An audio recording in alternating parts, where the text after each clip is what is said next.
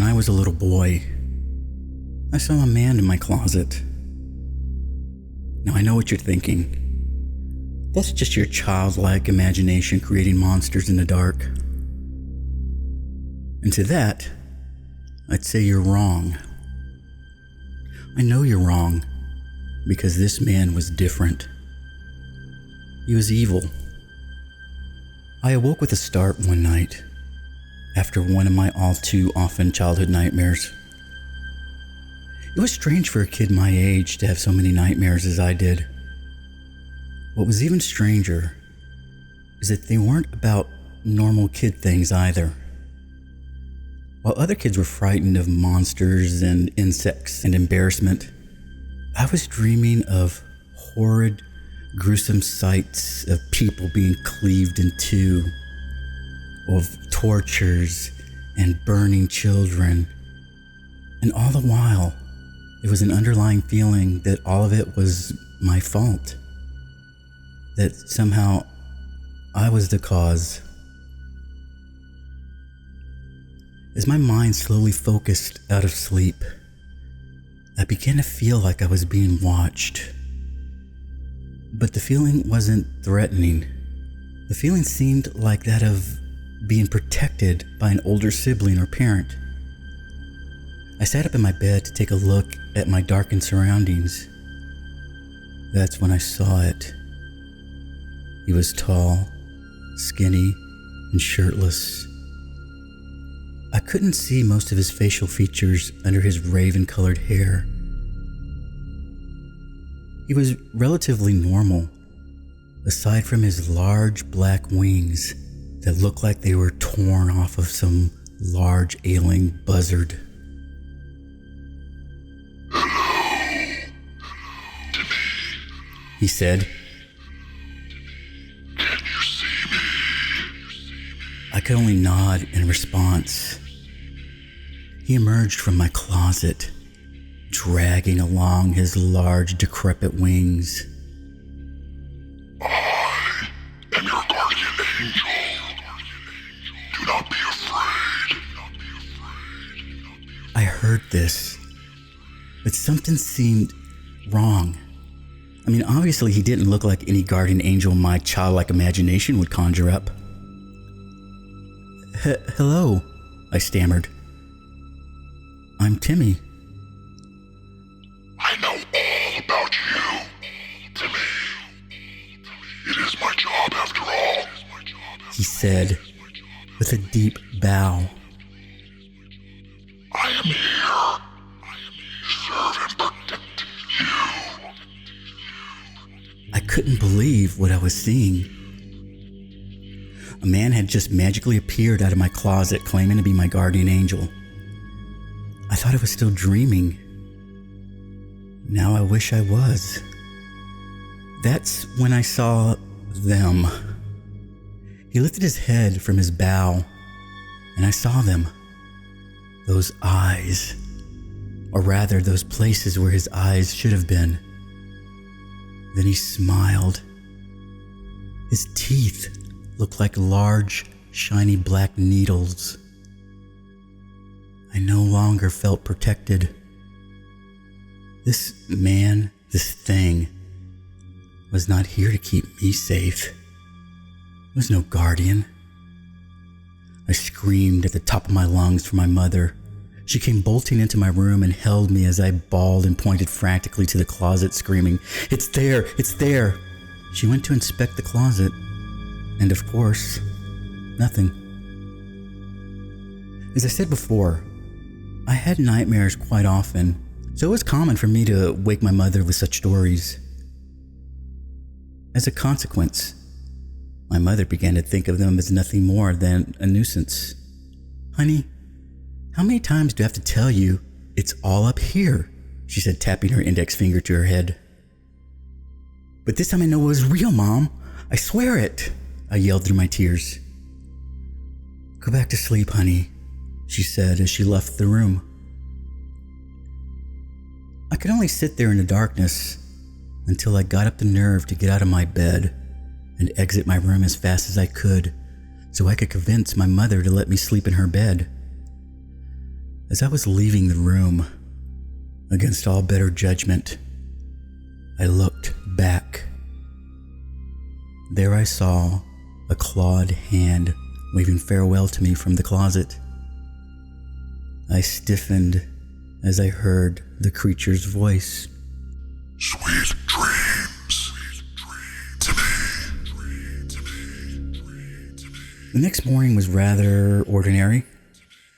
I got up from my mother's bed after a few hours of convincing she relented, took a shower, brushed my teeth, and ate breakfast. It was only once, when I was on the bus, that I felt that strange being watched feeling again. I looked around the bus to see if he was there, but he wasn't. I just shook off the feeling, thinking it might have been all a dream. Then I looked out the window so I could go back to daydreaming, and I saw something. It might have just been a large black bird, but I could have sworn I saw the monster perched on a tree branch, watching me with those not eyes. Once I got to school and got set up, all seemed well again. The thing was nowhere to be seen, and I didn't feel watched.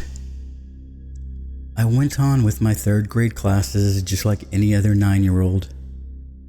That is, until recess. You see, I was never much of a fan of physical activity when I was young. I much preferred books or solitary activity, really. So every recess, I simply grab a book from our class's tall bookshelf and slip into a world of make-believe, where no one, not even that hideous thing, could hurt me. That recess, I was reaching for a copy of Harry Potter and the Goblet of Fire to read, when I noticed a classmate of mine walking over to me. My young brain warned me of two things.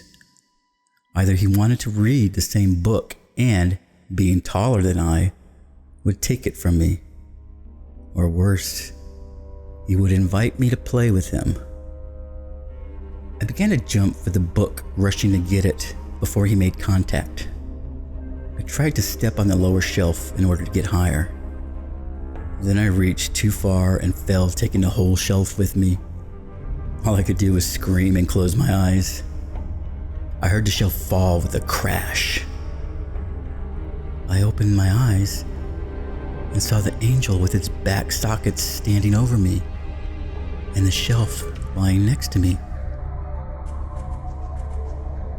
I looked longer and heard a moan. My classmate's leg was trapped under the shelf. I looked back and the devil was gone. Why did it rescue me and not my classmate? My teacher ran over and demanded to know what happened. I told her hesitantly, leaving out the part about the angel. After all was explained, she made me walk the boy to the nurse's office. I supported the kid on my shoulder with him limping and sniffling the whole way to the nurse's office. The office was located in the basement of the school, where hardly any of the lights worked anymore. Once I got him into the office, I was told by the nurse to wait outside until she dismissed me. As I was waiting, he appeared out of one of the shadowy corners. "What do you want?" I said in fear. To protect you. He proclaimed with a polite bow. "Well, why didn't you help my friend?" He isn't your friend. He said, smirking at me. You feared him. I stared at him. How could he have known that? Besides, He started.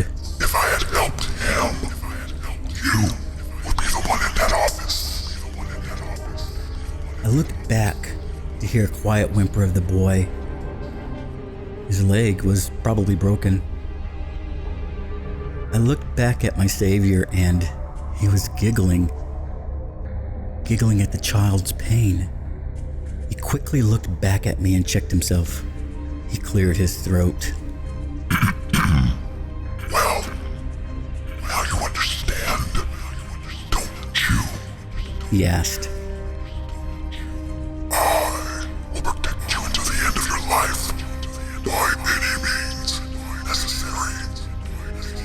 Then he disappeared, as if he was never there at all.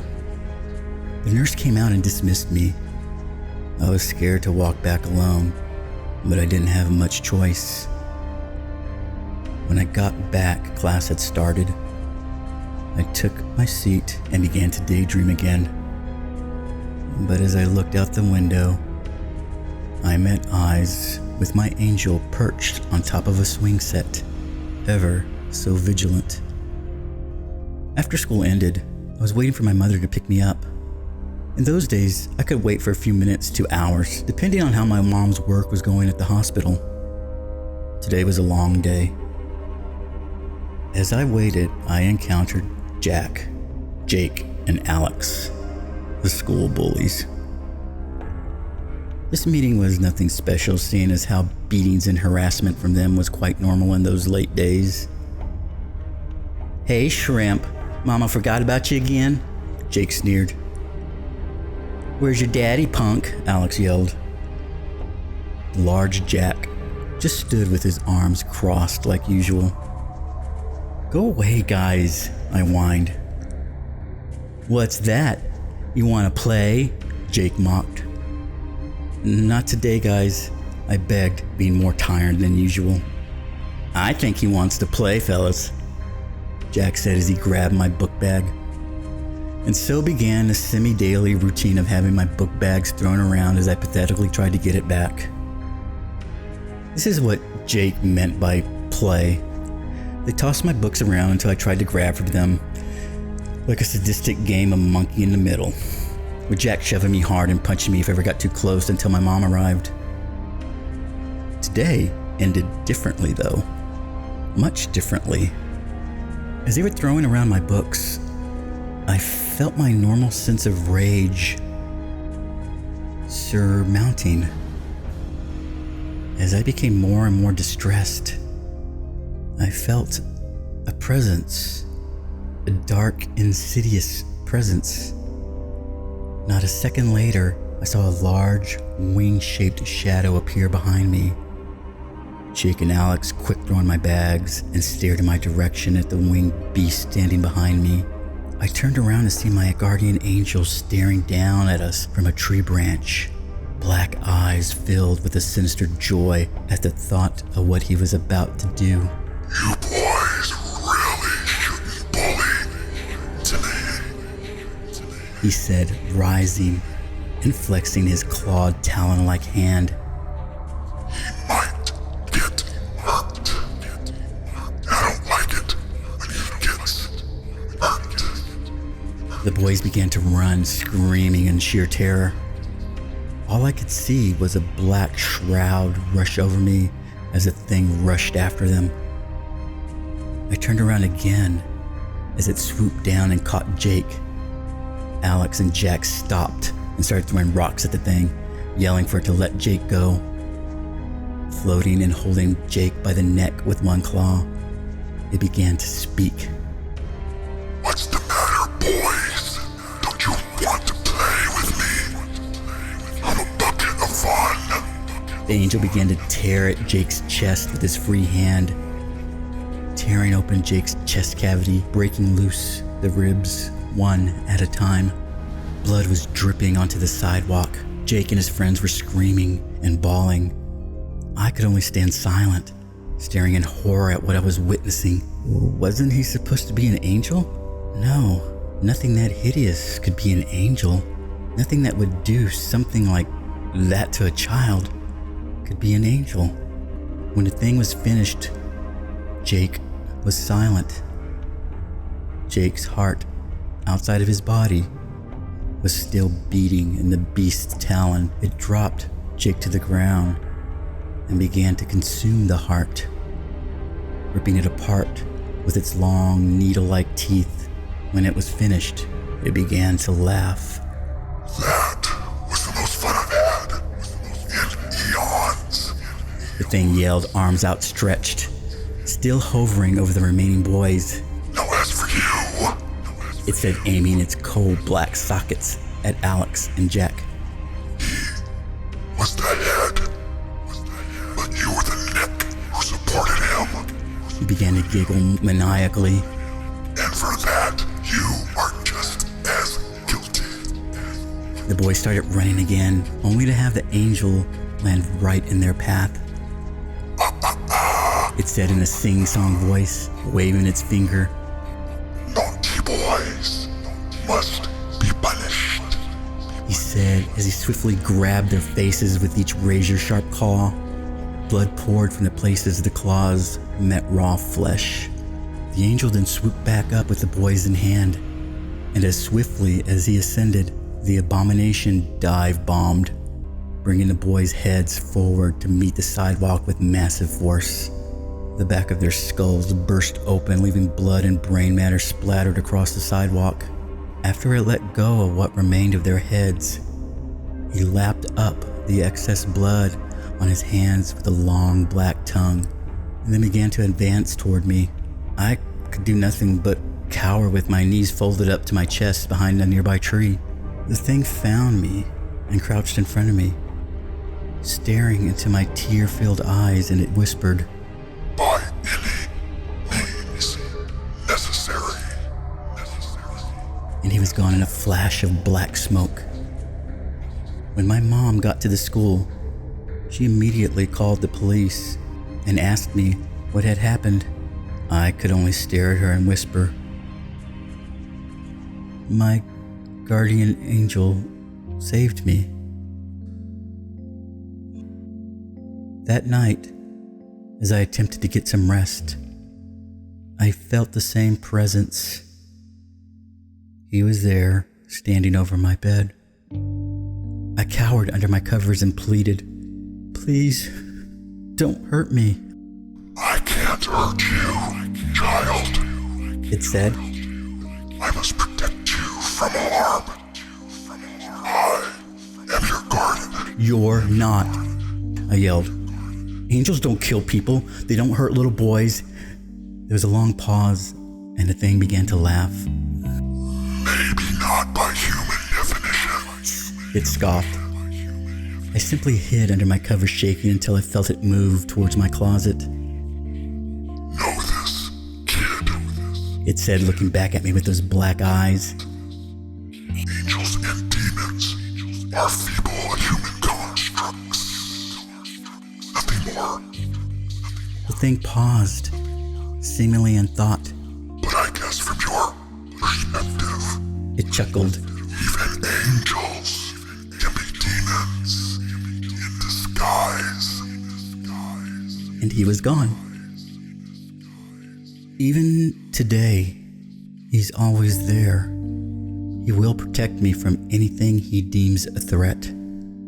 Bosses, lovers, friends. He'll kill them all if he sees them as a danger to me. He'll always be there, always watching me, protecting me until the end of my life, by any means necessary.